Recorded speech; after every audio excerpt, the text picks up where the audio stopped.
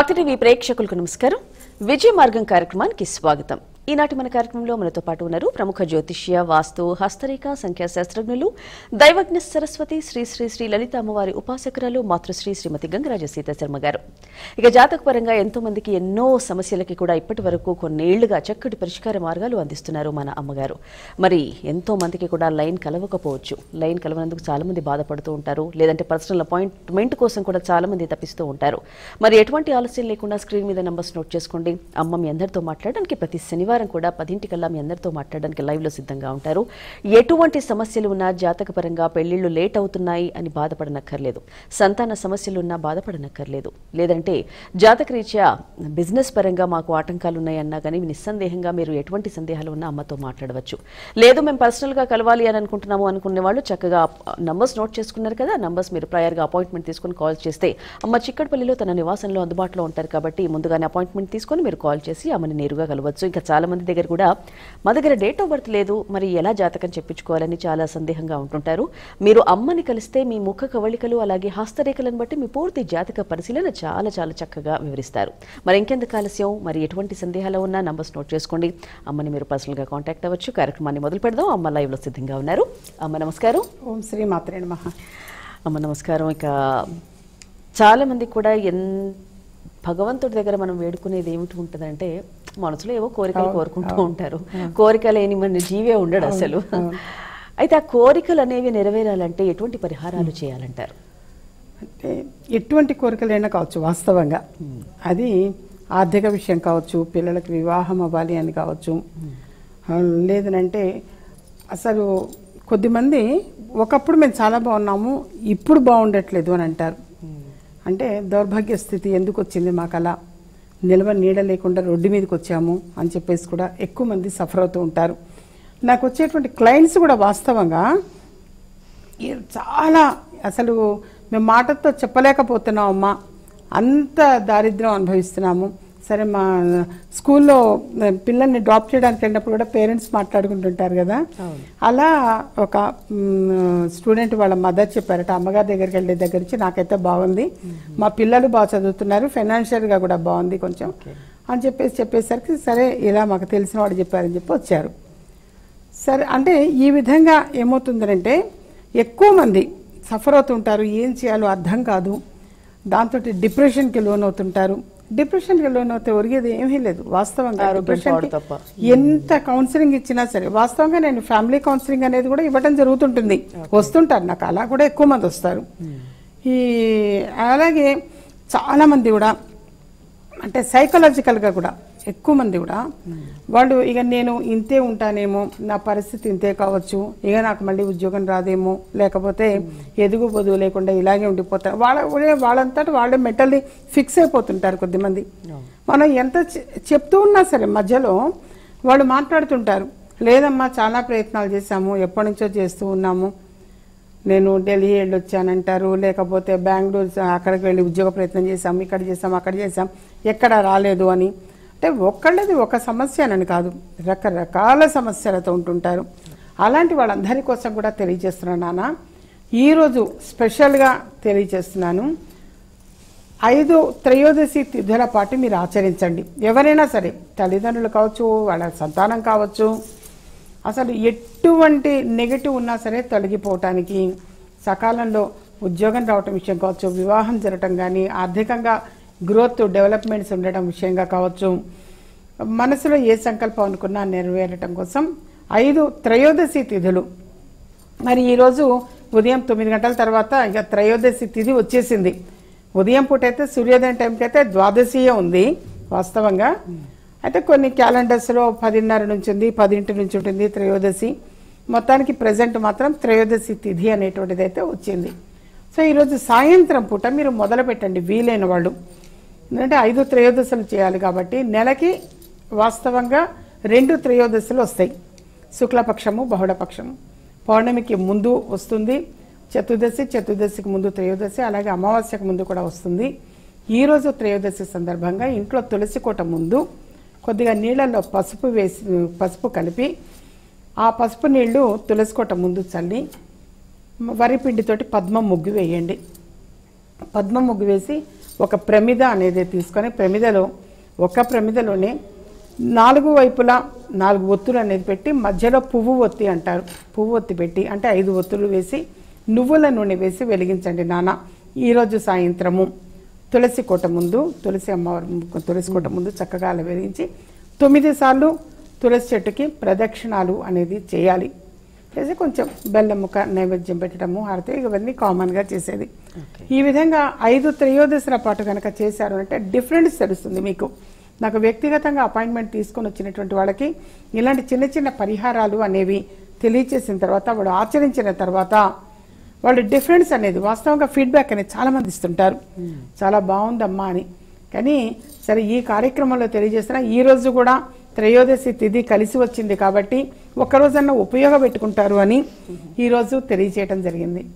Okay, అంటే ఇది కేవలం కోరికలు కోరుకున్న వాళ్ళైనా అంటే ఇంట్లో ఎవరైనా కానీ చేసుకోవచ్చా? ఎవరైనా చేయొచ్చు, ఆడవాళ్ళైనా మగవాళ్ళైనా మగపిల్లలైనా చేయొచ్చు, వాళ్ళు చేయకూడదని ఏం లేదు, వాస్తవంగా చేయొచ్చు, ఎవరైనా చేయొచ్చు.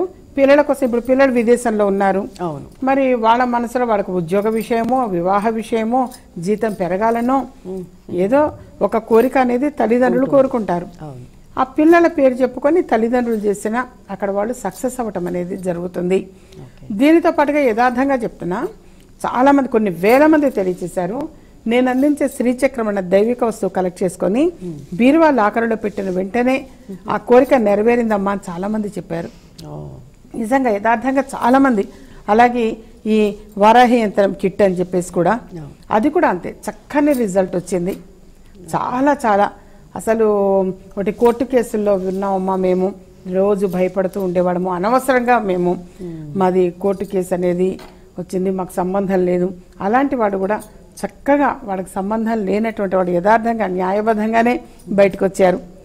వాస్తవంగా ఇలాంటి వస్తువులు అన్నీ కూడా ఏవైనా సరే న్యాయబద్ధంగా జరుగుతూ ఉంటాయి, అంతేగాని కోరకూడని కోరిక కోరుకొని అది కాలేదంటే అది చాలా తప్పు. వాస్తవంగా న్యాయబద్ధమైనవన్నీ కూడా సక్సెస్ అవటం అనేది జరుగుతుంది. నాకు చాలా మంది చెప్పారు వారాహి యంత్రం కిట్ తీసుకున్న వెంటనే నాకు చాలా శుభం జరిగిందమ్మా, ఇంట్లో శుభకార్యాలు జరుగుతున్నాయి, శుభవార్తలు వింటున్నాము అని. అది ఆనందం అనిపిస్తుంది. చాలు ప్రతి ఒక్కరి మార్గం కూడా విజయ మార్గంగా ఉండాలి అని చెప్పేసి కోరుకుంటూ ఈ కార్యక్రమంలో మంచి మాటలు అనేవి ఎన్నెన్నో తెలియచేయడం జరుగుతుంది. లేదా జాతక పరంగా కొంత ఈ చెప్పుకొని వెళ్ళిపోతే సరిపోతుంది. కానీ ఏంటంటే డేట్ ఆఫ్ బర్త్ లేని వాళ్ళు ఎక్కువ మంది ఉంటూ ఉంటారు, మరి వాళ్ళకి కూడా న్యాయం జరగాలి అని చెప్పేసి ఈ కార్యక్రమంలో ఎన్నో తెలియచేయడం జరుగుతుంది. ఇంకా ఏవైనా సరే వాళ్ళు పర్సనల్గా మాట్లాడదలుచుకున్నా అడగదలుచుకున్నా వ్యక్తిగతంగా అపాయింట్మెంట్ తీసుకొని కలిస్తే నిదానంగా వాళ్ళకి టైం స్పెండ్ చేయడం అనేది జరుగుతుంది. ఇక్కడ మొత్తం కార్యక్రమం ఎంత టైం పడుతుందో అంత సమయం అనేది ఒక వ్యక్తి కేటాయించడం జరుగుతుంది. వాస్తవంగా వాళ్ళ జ్యోతిష పరంగా కావచ్చు, న్యూమరాలజీ పరంగా కావచ్చు, హస్తరేఖలు, లేదా వాళ్ళు చాలామంది కూడా డేట్ ఆఫ్ బర్త్ లేనటువంటి వాళ్ళకి వివాహం జరిగినటువంటి తేదీని తీసుకొచ్చినా సరే సపోర్ట్ చేస్తుంది. కొంతమందికి వివాహం జరిగిన దగ్గర నుంచి జాతకము అనేటువంటిది డిఫరెంట్గా అసలు కొంతమంది మంచి మార్పులు వస్తూ ఉంటాయి. సరే ఎవరికైనా కలిసి రాలేదంటే ఏమై ఉండొచ్చు, దానికి ఏమన్నా రెమెడీస్ చేయాలా, ఇవన్నీ కూడా వ్యక్తిగతంగా తెలియచేయడం జరుగుతుంది నాన్న. అలాగే చిన్నపిల్లల విషయంలో కూడా పేరు నిర్ణయించడం, పేరు పెట్టడం అనేది జరుగుతుంది, నేమ్ కరెక్షన్ చేయడం అనేది జరుగుతుంది. ఇప్పుడు కాస్త ఏంటంటే ఇప్పుడు 9th స్టాండర్డ్ ఉన్నారు, 10th వెళ్ళాలి, వాళ్ళు డెఫినెట్గా నేమ్ కరెక్షన్ చేయించుకుంటే వాళ్ళకి మంచిది. ఎవరైనా సరే వాడు ఆల్రెడీ 10th బోర్డుకి వెళ్ళిపోయిన తర్వాత అయితే కాస్త కొంచెం ఎక్కువ టైం అది కరెక్షన్ చేయటం. కాబట్టి చిన్నపిల్లలకు పేరు నిర్ణయించడం అనేది కూడా కరెక్ట్ నాన్న. అలాగే స్పెల్లింగ్ కరెక్షన్ అని అంటారు, స్పెల్లింగ్ కరెక్షన్ చేయించుకోవటం కూడా చాలా మంచిది. దానివల్ల కూడా మంచి రిజల్ట్ అనేది చూడగలుగుతారు. చదువులో రాణించడం కావచ్చు, వ్యక్తిగతంగా సక్సెస్ అవ్వటము అనేటువంటి జరుగుతుంది, మంచి ఉద్యోగంలో స్థిరపడటము అనేది జరుగుతుంది. ఇలాంటివి చాలా వినడం జరిగింది. ఓకే, ఇక అమ్మ ఇప్పుడు వచ్చేదంతా కూడా ముఖ్యంగా నేటి యువతని రేపటి భవిత అన్నట్టు ముఖ్యంగా పిల్లలందరూ కూడా కాలేజ్ గోయింగ్ పిల్లలు కావచ్చు, స్కూల్ పిల్లలు కావచ్చు, ఇప్పుడు రాబోయేది ఎగ్జామ్స్ టైం కాబట్టి వాళ్ళకి చదివింది చాలా చక్కగా గుర్తుండాలి, మర్చిపోకుండా ఎగ్జాంపే బాగా చదువుతారు. చాలా మంది పిల్లల్ని అబ్జర్వ్ చేశాను, ఈవెన్ నా కొడుకుతో సహా. అవును, చదువుతారు, క్వశ్చన్ పేపర్ చూసాక మర్చిపోతారు. అవును. సో అది ఒక టెన్స్తోనా లేదంటే నిజంగానే అది మైండ్ లో ఉండిపోకనా?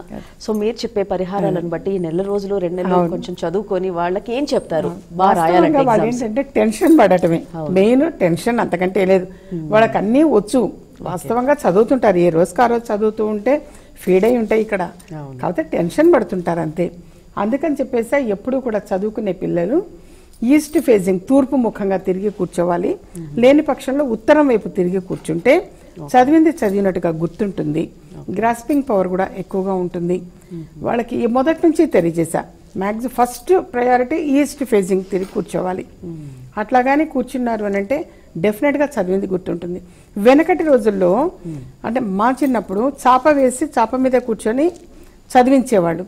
ఇప్పుడు బెడ్ మీద కూర్చొని చదువుకుంటారు ఎక్కువ మంది. అంటే కొంతమంది పాపం చాప వేసుకుని మెయింటైన్ చేయవచ్చు, కానీ 90% పీపుల్ ఎక్కడున్న వాళ్ళు అక్కడే చదువుతారు.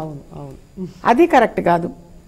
కానీ అని చెప్పేసి ఈ రోజు నువ్వు చాప వేసుకొని కూర్చోనంటే వాళ్ళకి అసలు ఫస్ట్ చాలా సఫర్ అవుతారు. ఇంకా పెద్దవాళ్ళని కూర్చుంటున్నారు కానీ పిల్లలు అసలు కూర్చోవట్లేదు. కాబట్టి మీరు ఎక్కడైనా సరే చైర్లో కూర్చోండి, సోఫాలో కూర్చో, ఎటు కూర్చున్నా అభిముఖము తూర్పు ముఖంగా ఉండాలి. అలాగే ఎగ్జామ్కి వెళ్లే ముందు కొంచెం పంచదార నోట్లో వేసుకొని వెళ్ళమని చెప్తా. ప్రతిసారి కూడా నేను తెలియచేయటం అనేది జరుగుతుంది. కొద్దిగా పంచదార నోట్లో వేసుకొని వెళితే ఎగ్జామ్ చాలా బాగా రాయగలుగుతారు. అలాగే ఎగ్జామినేషన్ హాల్లోకి వెళ్లే ముందు ఎప్పుడు కూడా మానసికంగా ఓం నమశివాయ, ఓం నమశివాయ, ఓం నమశివాయ ఆ మంత్రాన్ని చాంటింగ్ చేసుకుంటూ కనుక వెళితే డెఫినెట్గా మనం అంత మునుపు చదువుకునేదంతా కూడా మీకు గుర్తు వస్తుంది. ఎవరిది వాళ్ళకి డెఫినెట్గా గుర్తు రావటము అనేది జరుగుతుంది. దీనితో పాటుగా ఎడ్యుకేషనల్ లాకెట్ అని చెప్పేసి తెలియచేస్తుంటాయి. ఇప్పుడు ఆ ఎడ్యుకేషనల్ లాకెట్ అనేది కూడా మెడలో ధరించటం వలన అది బుధగ్రహానికి సంకేతంగా అందచేయటము. ఎవరిది ఏది ఏమైనా సరే నాన్న, గ్రహాల స్థితిగతుల్ని బట్టే ఉంటాయి. ఆ గ్రహాలు రొటేట్ అవుతూ ఉంటాయి.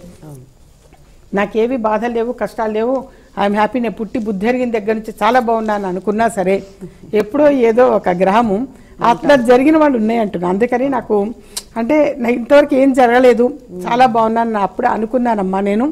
కానీ ఇంట్లో మా మనవడు కొద్దిగా నీళ్లు ఏదో బై మిస్టేక్ కొద్దిగా పడి ఇప్పుడు అందరు కూడా మరి మెయింటెనెన్స్ కూడా పాలిష్ ఇవి అయ్యేసరికి టైల్స్ స్కిడ్ అయిందట. స్కిడ్ అవ్వటము ఎడమ చెయ్యి ఫ్రాక్చర్ అయింది, కుడి కాలు ఫ్రాక్చర్ అయింది అన్నది. మహాబాధ, నరకం అది. అంటే అలా అనుకోవటానికి కూడా లేదు. వాస్తవంగా నాకు పుట్టి బుద్ధి ఎరిగిన దగ్గర నుంచి ఈ రోజు వరకు నేను ఐఎమ్ హ్యాపీ, నాకు అసలు ఎలాంటి బాధ లేవు అని. అంటే గ్రహాలు అనేటువంటివి అప్పుడు తనది ఏమై ఉండొచ్చు, ఏ గ్రహం నడుస్తుంది, ఇవన్నీ కూడా పరిశీలన చేసి రెమెడీస్ రాసివ్వటం అనేది జరుగుతుంది నాన్న. ఎప్పుడైనా సరే పరిహారాలు అనేవి అలా ఉంటాయి.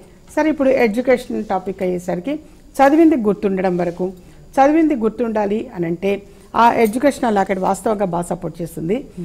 దీనితో పాటుగా ఆరోగ్యం కూడా ఇంపార్టెంట్. సంవత్సర కాలం చక్కగా చదువుకొని ఎగ్జామినేషన్ టైం అప్పుడు సిక్ అయ్యేవాళ్ళు చాలా మంది ఉంటారు. అసలు ఎగ్జామ్ టైంకి హై టెంపరేచర్ రావటము, లేకపోతే ఎక్కువ కోల్డ్ అవ్వటము, ఏదో ఒక ఇబ్బంది కలగటము అనేది. మరి అందుకని జాతక పరిశీలన కూడా అవసరము. దీనితో పాటుగా ఎప్పుడైనా సరే నాన్న వ్యక్తిగతంగా అపాయింట్మెంట్ తీసుకొని కలిస్తే చక్కని పరిహారాలు అనేది అందచేయటం జరుగుతుంది.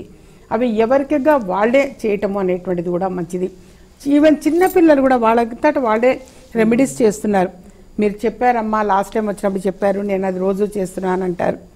అలా ఏంటంటే వాళ్ళకి శ్రద్ధ కలిగితేనే వాళ్ళ జీవితం మంచి మార్పు అనేది వస్తుంది. అయితే ఎప్పుడైనా సరే నాన్న చదువుకునేటప్పుడు ఈస్ట్ ఫేసింగ్ చేసి కూర్చొని చదువుకోవాలి. అలాగే రూమ్లో కూడా ఒక గణపతి సరస్వతి అమ్మవారు ఉన్నటువంటి ఒక చిత్రపటం ఉంచటం చాలా మంచిది. వాస్తవంగా చాలా చాలా మంచిది. చదువుకున్న తర్వాత కూడా బుక్స్ ఎక్కడొక్కడ వదిలేసి వెళ్ళకూడదు, అది ఫోల్డ్ చేసేయాలి. అలాగే పెన్ను రాసుకోవడం కంప్లీట్ అయిపోయిన తర్వాత దాని క్యాప్ కంపల్సరీ పెట్టాలి. ఎక్కడిది అక్కడక్కడ వదిలేసి వెళ్ళిపోతుంటారు కొంతమంది పిల్లలు, అది చాలా తప్పు. అవి ఎప్పుడైనా సరే మనకి సరస్వతి కటాక్షం ఉండాలి అని అంటే మనం కూడా అంత విలువ గౌరవము అనేది ఆ పుస్తకము, పెన్ను, ఆ చదువుకునేటువంటి ఆ ప్లేసు, ఆ ప్రాంగణం అదంతా కూడా మనం గమనించుకుంటూ ఉంటే కనుక డెఫినెట్గా చదివింది చదివినట్టుగా గుర్తుంటుంది, మంచి ర్యాంక్ అనేది రాగలుగుతారు వాళ్ళు. ఎందుకంటే చాలామంది పిల్లలు చెప్పారు మంచి స్కోర్ చేశారు ఇప్పుడు మా పిల్లలు అని. అలా ఏ తల్లిదండ్రులైనా సరే కోరుకునేది అదే. పిల్లలకు తల్లిదండ్రులు అందించే ఆస్తి కూడా అదే. చదువు అనేటువంటి ఆస్తిని ఇస్తే ఇక మిగతా అన్ని కూడా పిల్లలే ఏర్పాటు చేసుకోగలుగుతారు. ఓ తల్లిదండ్రులు అవేమీ కూడా అందజేయక్కర్లేదు. చదువు ఎవరు దోచుకెళ్ళలేని ఆస్తి ఏంటంటే చదువే. ఎప్పుడు కూడా నా దగ్గరకు వచ్చిన వాడు కూడా అదే చెప్తారు, అమ్మగారు మీరు ఎప్పుడు అదే చెప్తుంటారు, మా చదువు అంటే అదే గుర్తొస్తారు, మీరు చెప్పింది అవే గుర్తొస్తుంటాయి అని. నేను ఫ్రమ్ ద బిగినింగ్ ఇదే చెప్పేదాన్ని, బాగా చదువుకోండి చాలు. కొంతకాలం కష్టపడితే జీవితాంతం సుఖపడచ్చు. ఇప్పుడు లగ్జరీగా ఇప్పుడు ఎంజాయ్ చేస్తుంటే జీవితాంతం సుఖపడాలి, సుఖపడకుండా కష్టపడాల్సి వస్తుంది. ఇప్పుడు కానీ కొంచెం మీరు కాస్త హార్డ్ వర్క్ చేసి కష్టపడితే లైఫ్ లాంగ్ సుఖపడతారు నాన్న. అందుకని చక్కగా ఎడ్యుకేషన్ లాకెట్ కట్టించుకోవటం ఒకటి. దృష్టి దోషం అనేది ఉంటే కూడా పిల్లలు చదువులో రాణించలేరు, నరదృష్టి వల్ల కూడా. సో అలాంటి దృష్టి దోషం పోవాలంటే ఏం చేయాలి, ఇవన్నీ వ్యక్తిగతంగా కలిసినప్పుడు తెలియచేయడం జరుగుతుంది. తాత్కాలికంగా మాత్రం ఈ శక్తి కంకణము అనేది అయితే సపోర్ట్ చేస్తుంది వాస్తవంగా. ఓకే, ఏమైనా చదువుకునేవి ఏమైనా ఉంటాయా అమ్మ? కరెక్ట్ గా ఎగ్జామ్ ముందర ఏమైనా స్తోత్రాలు చెప్తుంటాను. ఒక మంత్రం కానీ డెఫినెట్ గా ఒక మంత్రోపదేశము అనేటువంటిది కూడా ఇస్తూ ఉంటా సహజంగా. అప్పుడు ఏవైతే మంత్రాలు చెప్తానో ఆ మంత్రాలు గనక ఎగ్జామ్కి వెళ్ళే రోజు కనీసం 11 సార్లు, మరి 108 సార్లు అంటే సమయం సరిపోదు. అందుకని ఓ 11 సార్లు అన్నా సరే ఆ మంత్రాన్ని గనక జపిస్తే భగవంతుడి దయ వల్ల, ఎందుకంటే మీరు ఎంత కష్టపడి చదివినా అదృష్టం అనేది కూడా ఉండాలి. లక్ కూడా మనకంటే ముందు ఒక అడుగు ముందు నడవాలి. సో ఆ లక్ కూడా మీకు చక్కగా యాడ్ అవుతుంది. అందుకని ఆ మంత్రము అనేటువంటిది కూడా అందచేయడం జరుగుతుంది నాన్న. ఓకే అమ్మ, బాగా వివరించారు పిల్లల్ని ఉద్దేశించి. ఇక స్థలాల విషయం మాట్లాడుకుంటే చాలా మందికి కూడా స్థలాలు ఉంటాయి. అవును, ఆ స్థలాల్లో ఏదో ఒక సొంత ఇల్లు కట్టుకోవాలనే కళ ఉంటూ ఉంటుంది. కానీ మరి ఏ ప్రాబ్లమ్స్ తోనో సొంత స్థలాలు ఉన్నప్పటికీ కూడా ఇల్లు కట్టుకొని ఇది చాలా మంది సఫర్ అవుతూ ఉంటారు. సో ఇటువంటి వాళ్ళు ఎటువంటి పరిహారాలు పాటిస్తే ఇల్లు కట్టుకో ఉంటారని? స్థలం ఉండి ఇల్లు కట్టుకోలేకపోతున్నాము, కట్టడానికి ప్రయత్నం చేస్తున్నాము, డబ్బు సమకూరినవి అయినా సరే ముందుకు వెళ్ళలేకపోతున్నాము అన్నటువంటి వాళ్ళు ఎక్కువ మంది ఉంటుంటారు. సహజంగా సొంత ఇల్లు అనేటువంటిదే ఒక కళ. మరి ఆ కళ నెరవేర్చుకోవాలి అని చెప్పేసి ప్రతి వ్యక్తి కూడా ఉంటుంది అది ఆరాటం. వాడు ఒక 2 గదులు ఉన్నా చాలమ్మా, మాకు సొంత ఇల్లు, మా సొంత ఇల్లు మాకుంటే బాగుంటుంది అని ఎక్కువ మంది అది ఆరాటపడుతూ ఉంటారు. కానీ పరిస్థితుల ప్రభావం కావచ్చు, కారణం ఏదైనా ఎంత ముందుకు వెళ్ళాలనుకుంటే అంత వెనక్కి రావటం అనేది కూడా కొంతమంది జరుగుతూ ఉంటుంది. అలాంటప్పుడు ఏం చేయాలి అంటే ఆ స్థలం ఏదైతే ఉందో, మీకున్నటువంటి స్థలం అది 100 గజాలో 1000 గజాలో 200 గజాలో ఎంతైనా కావచ్చు, ఆ స్థలం దగ్గరికి మీరు ఎప్పుడైనా ఏ వారమైనా వెళ్ళొచ్చు. లేదనంటారు ఒక ఆదివారం పెట్టుకోండి, ఎందుకంటే అందరికీ కూడా కాస్త ఆ రోజైతే హాలిడే ఉంటుంది కాబట్టి. సరే, ఒక ఆదివారం రోజున మీరు చేయాల్సింది ఆ స్థలం దగ్గరికి వెళ్ళి ఆ స్థలంలో కొంచెం ఆవు పంచకము అనేటువంటిది మొత్తం చల్లండి. ఫస్ట్ అక్కడ ఏదైనా నెగిటివ్ ఉంటే పోతుంది అందుకోసం. ఆ తర్వాత మీరు చేయాల్సింది, మీరు మామూలుగా మన ఇంట్లో పూజా ప్రాసెస్ అనేది చేస్తూ ఉంటాము. అది చేసినప్పుడు చిన్న బెల్లం ముక్క అనేది కూడా నైవేద్యం పెట్టి ఆంజనేయ స్వామి వారి దగ్గర అని అంటూ ఉంటాము. సరే, అలా బెల్లం ముక్క నైవేద్యం పెట్టి ఆ బెల్లం అనేది కూడా ఖాళీ స్థలంలో ఈశాన్య భాగంలో కొంచెం తవ్వి అక్కడ ఆ బెల్లము అనేటువంటి దాన్ని పెట్టి మళ్ళీ మట్టి వేసేసేయాలి. అంటే ఆ ప్లేస్ మొత్తం కూడా మనకి పాజిటివ్ ఎనర్జీని ఇవ్వాలి. ఆ పాజిటివ్ ఎనర్జీ ఉన్నది అని అంటే డెఫినెట్గా అక్కడ మళ్ళీ త్వరలోనే ఇల్లు ప్రారంభించటము అనేటువంటిది జరుగుతుంది. సో ఎప్పుడైనా సరే అందుకోసం అని చెప్పేసి ఖాళీ ప్రదేశంలో ఎప్పుడైనా అప్పుడప్పుడు ఎవరికైనా స్థలమో పొలమో ఉన్నది అని అంటే కాస్త గోపంచకము అనేటువంటిది చలి రావాలి. చాలా పంట కూడా చాలా బాగా పండిందమ్మా అన్నవాళ్ళు కూడా ఉన్నారు. వెనకట్లో నేను మంచి మాటలో భాగంగా పొలాలు ఉన్నటువంటి వాళ్ళు పంట పండి చక్కగా ఉంటే మా చేతి చిక్కే టైంకి ఏదో రూపైనా అది ఏ వరదలు రావటము, దానికి ఎవరు ఏమి చేయలేరు ప్రకృతి వైపరీత్యాలకి. అలాంటప్పుడు కూడా ఈ పంట వేసినటువంటి వాళ్ళు అక్కడక్కడ కాస్త ఒక సీసాతోటి గోపంచకం అనేది తీసుకొని వచ్చి అక్కడక్కడ చల్లితే డెఫినెట్గా వాళ్ళ పంట చేతికి చిక్కుతుంది. ఏ రైతు కావచ్చు, ఎవరైనా సరే వ్యవసాయం చేసుకునేవాళ్ళు కావచ్చు, ఈ పంటలు పొలాలు ఉన్నటువంటి వాళ్ళు అందరూ కూడా కనీసం పెద్ద ఎక్కువ లాభాలు రాకపోయినా నష్టం రాకుండా ఉంటే చాలు అని కోరుకుంటుంటారు.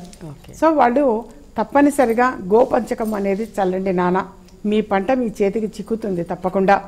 అలాగే స్థలం ఉన్నటువంటి వాళ్ళు కూడా అక్కడక్కడ ఆ గోపంచకాన్ని చల్లితే నెగటివ్ అనేది పోతుంది. పాజిటివ్ ఎనర్జీ కోసము ఆ స్థలంలో అంతకు మునుపు ఏదైనా ఒక నెగటివ్ ఉంటే కొంతమంది చేతబడి అని అంటుంటారు. అవి ఎంతవరకు నిజము సత్యమా అసత్యమా అనేది తర్వాత సంగతి. కొంతమందికి ఒక సైకలాజికల్ ఫీలింగ్ కూడా ఉంటుంది, మా మీద ఎవరో ఏదో చేశారు అని చెప్పేసి భయపడుతుంటారు. సో అలాంటి ఆ భయము అనేటువంటిది ఉండదు. ఒకవేళ ఖాళీ ప్రదేశంలో ఎవరైనా సరే కొంచెం పాతిపెట్టి ఉన్నా నెగటివ్ అనేది ఏదైనా ఉంటే ఆ నెగటివ్ అనేది పోవటం కోసం ఈ గోపంచకము అనేటువంటి చల్లటం మంచిది. అలాగే ఈశాన్య భాగంలో కొద్దిగా బెల్లము అనేటువంటిది చక్కగా ఆ బెల్లం కంటే కొంచెం తవ్వి బెల్లము అనేటువంటి దాన్ని కూడా పాతి పెట్టడము. ఇంతకు పూర్వం కూడా నేను చాలాసార్లు తెలియచేశాను, ఏది దారిద్ర్యము దౌర్భాగ్యము అసలు ఫైనాన్షియల్ గా అసలు మా అంత ఇది ఎవరు లేరు అని బాధపడుతూ ఉంటారు. ఆ నెగటివ్ అనేది ఉన్నటువంటి వాళ్ళకి పోవటం కోసం ఒక ఆదివారం నాడు ఉదయం పూట పాత బెల్లము అనేది తీసుకొని దానికి 11 లవంగాలు గుచ్చి ఇలాగే ఖాళీ మన ఈ గృహంలో అయితే నైరుతి వైపున పెట్టమనేదని, లేదు అని అంటే ఇలా పూల కుండీలు ఉంటూ ఉంటాయి వాటిలో అయినా సరే కాస్త తవ్వి అందులో ఆ బెల్లం అనేదాన్ని 11 లవంగాలు గుచ్చినటువంటిది పెట్టి పైన మట్టి వేసేస్తే కూడా అన్ని విధాలుగా కూడా కలిసి వస్తుంది. దారిద్ర్యము అనేది దూరమైపోయే అవకాశం ఎక్కువ ఉంటుంది. ఓకే అమ్మా, చాలా చక్కగా వివరించారు. ఇక అందరూ ఎదురు చూసే మంచి మాటలు భాగంగా ఈ రోజు ఏం చెప్పబోతున్నారు? ఈ రోజు మంచి మాటల్లో భాగంగా ఎన్నెన్నో చెప్పాలనుకున్నాం ఇవి సంక్రాంతి సందర్భంగా కూడా, కానీ మనకి సమయం సరిపోలేదు. ఈ రోజు తెలియచేసేటువంటిది దైవిక వస్తువులు అని ఉంటాయి నాన్న.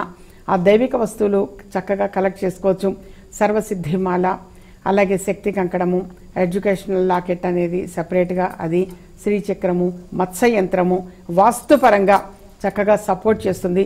శుభవార్తలు వినటానికి ఎక్కువ అవకాశం ఉంటుంది. మత్స్యంత్రము కలెక్ట్ చేసుకొని ఈశాన్య భాగంలో రాగి పాత్రలో అది పెట్టి నిండా నీళ్లు పోసి పువ్వు వేసి ఉంచినందువలన నాకు చాలామంది కూడా తెలియజేశారు, ఇవి పెట్టిన తర్వాత చాలా చాలా బాగున్నావమ్మా అని చెప్పేసి. ఆకర్షణ శిల అని చెప్పేసి ఉంటుంది నాన్న, అది ఏదైనా ఒక ఇంపార్టెంట్ వర్క్ మీద వెళ్ళేటప్పుడు దగ్గర ఉంచడం చాలా మంచిది. అలాగే వారాహ యంత్రం కిట్ అని చెప్పేసి ఉంటుంది. ఇంట్లో శుభకార్యాలు జరగడానికి, శుభవార్తలు వినటానికి, నెగిటివ్ పోవటానికి, అలాగే ఎవరైనా అన్నదమ్ముల మధ్య పడకపోయినా, ఆస్తి తగాదాలున్నా, కోర్టు కేసులు అనేవి ఉన్నా వీటన్నిటి నుంచి కూడా బయటపడడానికి చక్కగా సపోర్ట్ చేస్తుంది అది. అలాగే చక్కగా ఇప్పుడు సంక్రాంతి సందర్భంగా మరి భోగి పండుగ అనేసరికి పిల్లలందరూ కూడా 12 సంవత్సరాల లోపు మగపిల్లలు కావచ్చు ఆడపిల్లలు కావచ్చు వాళ్ళందరికీ కూడా భోగి పళ్ళు అనేటువంటిది పోస్తూ ఉంటారు. అది చాలా పెద్ద వేడుక, మంచిది. దిష్టి అనేది పోతుంది అని చెప్పేసి ఏ సంవత్సరానికి ఆ సంవత్సరం దిష్టి తీస్తుంటారు. బొమ్మల కొలువు పెడుతుంటారు. ఆ బొమ్మల కొలువు అనేది కూడా విరుద్ధంగా ఉన్నటువంటివి జంతువులు, అది పులి మేక కావచ్చు, పెద్ద బంగ్లా ఉంటుంది, ఒక పూరి గుడిసె ఉంటుంది, వెనకటిలో మన విసర్రాయి కావచ్చు, అలాగే రోలు రోకలి ఇలాంటివన్నీ కూడా పిల్లలకు చూపించడం కోసం అని చెప్పేసి కూడా కొండపల్లి బొమ్మలు అని చెప్పేసి ఉంటూ ఉంటాయి. వాస్తవంగా అవన్నీ కూడా పెట్టి ఉంచడం చాలా చాలా మంచిది. సాంప్రదాయము. దశావతారాలు అవి కూడా చక్కగా పెట్టి ఉంచటము అనేటువంటిది పిల్లలకి ఇవన్నీ కూడా తెలియచెప్పడం కోసం మెయిన్ ఈ సంక్రాంతి పండుగ అనంటే ఎక్కువగా ఈ దున్నుతూ ఉన్నటువంటివి చాలా బాగుంటాయి అవి వాస్తవంగా. అలాంటివి కూడా ఒక బండి ఉంటుంది, 2 ఎద్దులు ఉంటాయి ముందు, ఇవన్నీ కూడా ఉండి పిల్లలకు తెలియచెప్పడం మంచిది.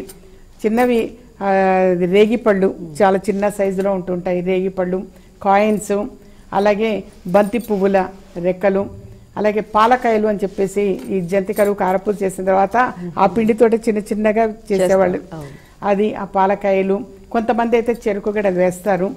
అలా ఇవన్నీ కూడా అన్నమాట పిల్లలకు హారతి పట్టడము అనేది మోస్ట్ ఇంపార్టెంట్ నాన్న.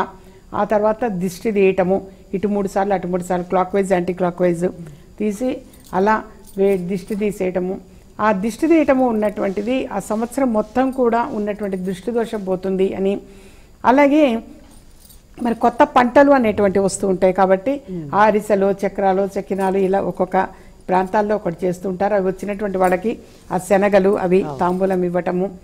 సరే, ఈ విధంగా చేయటం అనేది మనకు సమయం సరిపోవట్లేదు, చాలా చెప్పాలని ఉంది. కానీ సో ఇలాంటివి ఇంకా ఇంకా వినాలంటే GSITACRMA Sita Sharma YouTube channel subscribe చేసుకోండి. అలాగే మరి కొంతమంది కనుక ఆ యూట్యూబ్ ఛానల్ని షేర్ చేస్తే కూడా చాలా మంది కూడా సక్సెస్ అయ్యాము అని చెప్పేసి తెలియజేసిన వాళ్ళు ఉన్నారు. ఓకే, చాలా చాలా అద్భుతమైన విషయాలు నాటి కార్యక్రమంలో విజయ మార్గం ద్వారా ఎంతో మంది ఎన్నో సమస్యలతో బాధపడుతూ ఉంటారు. వారికి అనుగుణంగా చక్కగా కోరికలు నెరవేరడానికి, అలాగే స్థలం ఉన్న ఇల్లు ఎలా కట్టుకోవాలనే అంశాలపై పిల్లల భవిష్యత్తును దృష్టిలో ఉంచుకొని కూడా చక్కటి పరిహార మార్గాలు మా అందరికీ వివరించారు. మీకు ధన్యవాదాలమ్మా. ఓం శ్రీమాత్రే నమః.